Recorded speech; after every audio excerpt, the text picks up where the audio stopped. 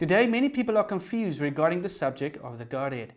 In this series of studies, we will look at what the Bible and Spirit of Prophecy says regarding this subject. These studies are there to help those who are confused. In the first study, entitled Introduction to the Final Movement, we would lay the foundation before we actually start the topic itself. In the first 5 studies, we will see what the Bible and Spirit of Prophecy says regarding the final movement. Will there be another movement within the Adventist Church after 1844, or outside of the Adventist Church after 1844, when God started His end-time movement? When we look in the world today, there are new doctrines entering the church which are bringing division and leading to the formation of new movements. Among these doctrines are feast-keeping and a different understanding of the Godhead. I have some questions regarding these new movements before we look at the actual accuracy of these doctrines themselves. Will there be another movement after 1844? Will there be a breaking away within SDA churches, churches being split in half, or pastors resigning from their positions, then converting a whole church to his understanding, and then pastoring that church apart from the main body or the conference? Will there be different camp meetings and church services apart from the main body? Is this God's will? Is there counsel in the Spirit of Prophecy that will help us to understand this better, or a prophecy pointing to this fact that this would happen within the Seventh-day Adventist Church? If I look at a book called The Great Controversy, that book covers history and the future, from AD 70 when Jerusalem was destroyed until after the millennium when the new earth will be created. In that little book, do we find these doctrines that are entering the church clearly explained and clearly warns us against not believing those doctrines, as in we are warned, as I was warned, to keep the Sabbath, or against the Antichrist in the book, that I'm warned against the belief of 3 persons in the Godhead, or against the belief that I need to keep the feasts? Am I warned against these things in that little book that gives us exactly what we need to know for these last days? Do we find feast keeping and a different understanding of the Godhead clearly explained in this book? If so, then those statements and Bible references must be as clear as the warnings in the Old Testament that when Israel was about to reject the Messiah, Daniel 9 warned that the Gentiles will then take over as God's Christian church. Is there a clear prophecy prophesying that this would happen in the SDA church? If not, then we can with certainty reject any new wind of doctrine which brings division into the church. If we study prophecy carefully and what Spirit of Prophecy says on this topic, we find a warning that the church will look at it as it is about to fall. But the church won't fall according to prophecy. Now in this study, I'm going to lay the foundation for the first 5 studies. As I said, we will only start studying the actual doctrine on the Godhead in study number 6. We're going to start with Daniel chapter 8. Now these are very basic principles, but they're vitally important to understand before we go into the topic. What we're going to look at in the series is, number 1, what is the result of this new doctrine entering the church? Yes, I know they say the pioneers believe this, but now it is a new movement starting within the church.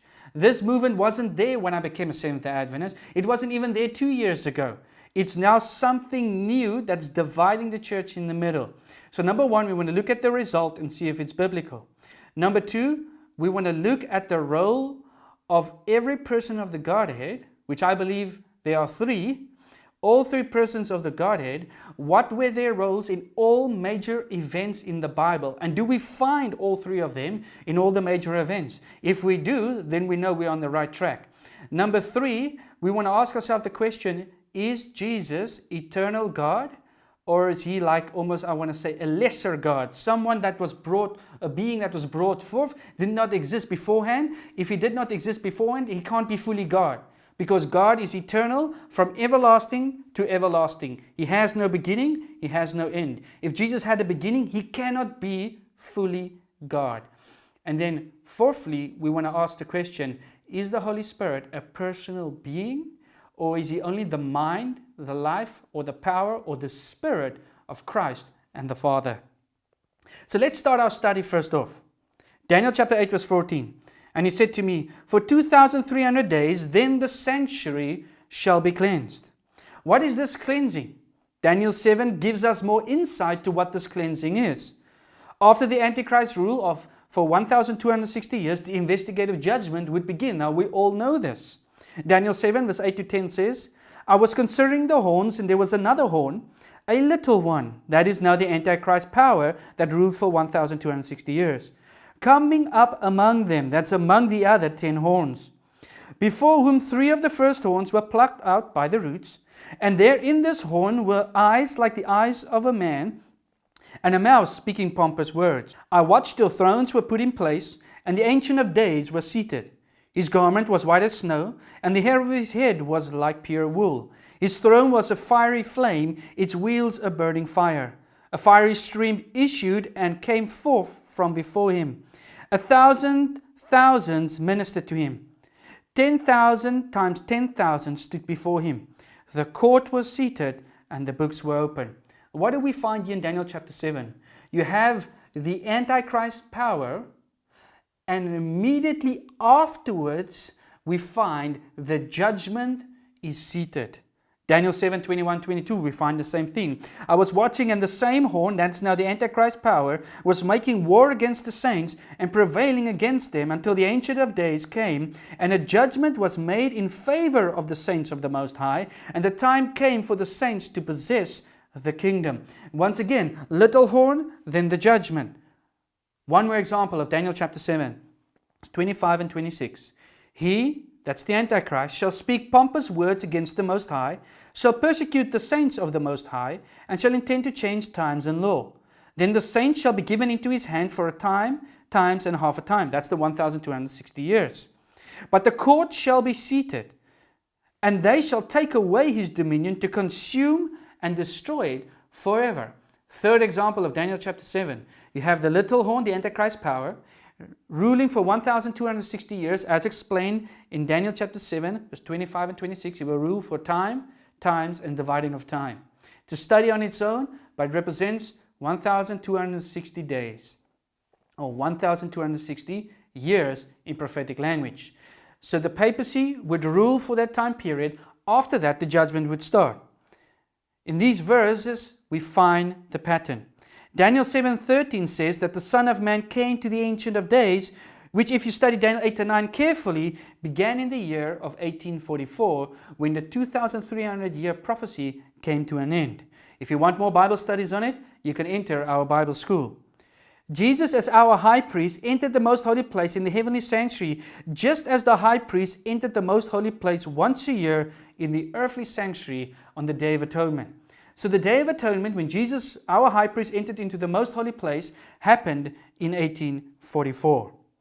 The little horn ruled for 1,260 years. That's Daniel chapter 7, verse 25, which spanned from 538 AD to 1798. Now, once again, most of us know this. If you understand the Bible and you understand what the Spirit of Prophecy teaches, you understand these concepts. If you do not understand, you're not a Seventh-day Adventist, and you ask yourself, how do you guys get to these points? How can you say the papacy ruled for 1,260 years, etc., etc.? Just send me an email, and I can send you Bible studies on this topic. Now, if the Bible is accurate in saying that when the rule of the little horn comes to an end in 1798, then the judgment would begin in 1844. You have the Antichrist power, the little horn, Daniel chapter 7, 3 times explains, and afterwards the judgment would start. If the Antichrist ruled from 538 AD to 1798, we must find the judgment starting after 1844. Which judgment? The investigative judgment, or the cleansing of the sanctuary. Now my question, to end off this first short study, why is this important to understand in the light of the final movement? The book of Revelation will give us the answer in our next study. If you want to subscribe to our YouTube channel, subscribe below. If you want to follow us on Facebook, follow us on Instagram, or any other social media as in the box below, you can do that. If you want the written out Bible studies in line with these Godhead studies, then you can go to our website, thepreparationministry.com, and you can go to Bible studies, sign up for our free Bible studies, and you can have the material to go through it as I go through these videos. See you in the